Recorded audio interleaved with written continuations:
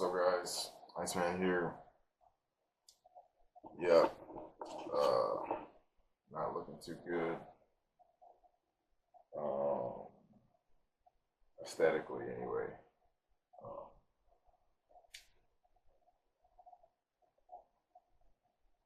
I've had several sleepless nights recently, and it's a number of reasons. You see my hair. It's not looking the best. I have some good waves, man. I cut them all off. I was watching a Navy SEAL documentary, and it just inspired me. That sense of proving yourself as a man, and that sense of discipline, and just the unshakable will that those guys in Bud's had. I think it was Bud's class 143. Particularly one guy, Rivera. It was his third time taking it, his last opportunity. He wouldn't give up no matter what. That inspired me. I got my no-dose here. This is not ad, but yeah, no-dose. Just ordered some. My dad was telling me how he used to use them when he was in college. So yeah. So this video is going to be called Restlessness, Unquenchable Desire to Win. And, I'm just going to start talking about the modern man and the thirst for honor. I've been reading this book, The Way of Men, by Jack Donovan. Not the best edited book, but the message is strong. Very strong message. And it inspired me because it talks about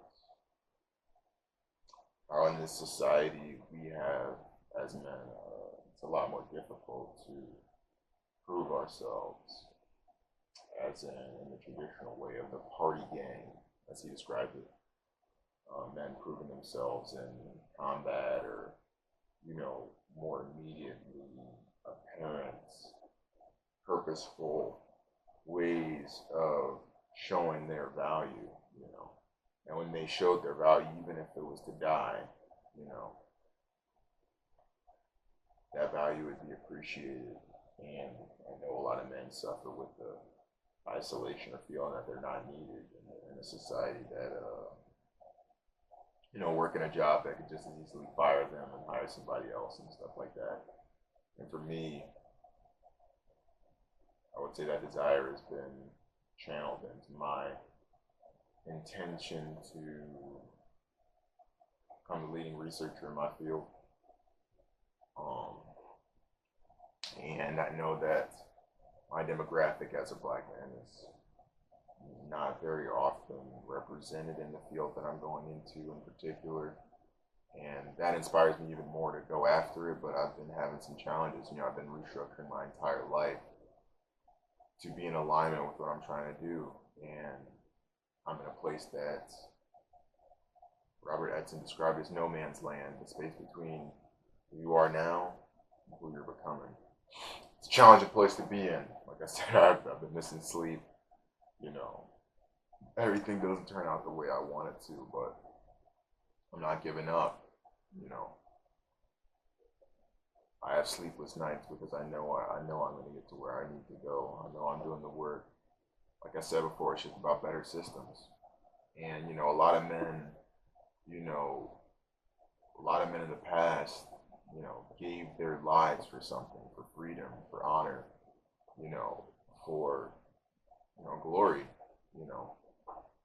So often men, don't really have that opportunity. Or sometimes when you talk to veterans, it can be a challenge being able to, I would say, maybe express that sense of masculine courage and being really needed in the group. Like, y'all need each other to survive. That sort of pressure isn't really on men today. It's a lot more metaphorical, as he says in his book, The Way of Men. It's a lot more, I don't know, sanitized, for lack of a better word. The way you express your value as a man is a lot more complex and multifaceted. It's a lot simpler back in the day. Even if though it might not have been easier, it was immediately apparent how those sacrifices, I guess, were purposeful. And I think a lot of men these days are lacking purpose or missing purpose. This is what this masculinity crisis is today. you know, in a society where not many people know what it is to be a man. Because a lot of men aren't stepping up to be fathers, or it's a lot of problems in the society. I'm not going to get into that all right now, because I would rather be a lot more informed and eloquent about how I would address these issues that I see, because they are very real. Um, I had the gratitude or the blessing of having a great father in my life and seeing what it is to be a man. It's not an easy thing. It's something that I've been striving to create my own rites of passage to step into. I think back into my time abroad, making that a real challenge of myself, going to somewhere unorthodox, Finland, really making an adventure out of it, really challenging myself, getting out of my comfort zone. There's not a lot of black people in Finland. It's very cold, it's very dark, and I wanted to go into that darkness, or the void, as Musashi calls it, the void where there is nothing, because that's where you understand what is and what isn't. When you understand what is and what isn't, you understand what you are and what you aren't. And then when you understand what you are and you aren't, you can understand who you are and who you are not, and who you can be, what your potential is. And when you know that potential, that's one of those things that keeps me restless, because sometimes I think I'm not doing enough. I'm not doing enough to live up to that potential. Because once you see that potential, once you visualize it and you understand it and you know that, when you go into that void, you can't rest. You can't rest knowing your full potential and not living up to it, or not doing what's necessary to manifest that. So if you feel that restlessness, that desire to prove yourself, you're not alone, man. You're not alone. Whatever it is you got to do it, and you got to go all in. You may not be able to give yourself for a worthy ideal, for the village, for whatever that our forefathers might have been able to do. You might not. Some people go into the military, but they might not feel as strong of a resonance with the United States military. There's value to be gained there, and it's kind of like a mercenary type of thing. A lot of the reasons why men enter the military these days, and there's nothing wrong with that, because I don't fault anyone for getting their livelihood the way they should, and I honor veterans, because I have a lot of veterans in my family. But I just notice it's a bit different when I look at men who serve in Finland, for example. They had a lot more of a, sense of honor, even though there is conscription. I knew some guys that were, or I know some guys that were in the peacekeeping force. They just had a lot more sense of honor in the, like, they felt that they were defending their country, and that's really why they are conscripted in the first place, is because they're needed to be on those front lines, and that's not always the best position to be in, but they felt an honor in that I think the honor that American veterans, a lot of times I hear them speak about, is a little different. The honor they feel is more about the brothers that are right next to them, and obviously that's in any situation. I would say I would figure that that's in any situation in combat, or any gang situation, or any sort of situation where it's us versus them, as Donovan describes it in this book. But it's not just the incremental gang of the platoon, or whatever smaller entity that these men are in, as I see oftentimes when men talk about serving in the United States military. Those guys in the peacekeeping forces, my brothers, I love them to this day. They spoke of it more as an honor of serving their country. And, some people still feel that honor of serving their country, and I don't fault them for that. But, it can be a lot more illusory with the, politics and everything like that. Those men who were conscripted, they were needed in a sense that I don't think is felt as much, even when men enter the military these days. It just depends, because a lot of people, especially in the United States, big country, a lot of people have different reasons, different motivations, different political ideologies, and all that type of stuff. So I'm not going to make big generalizations, but hopefully you understand my message. But for you guys out there, my uncle, he passed away, God rest his soul. My Uncle Paris, one thing he was, I guess his motto in life was to be relentless. And that's something that's resonated with me ever since his passing. And, you know, a lot of my family members got a tattoo that says Relentless, and I'm going to get one too one day. Because that's how I feel, relentless. But I just want to leave you with a quote from this book, The Way of Men. Well, it's actually not from this book. I'll probably be referencing this book in future videos because I haven't actually finished it. But it's a quote in this book that I got from this book, so I'm referencing this book, and I will reference this book in the future. But this is a quote from the Epic of Gilgamesh for your consideration. First off,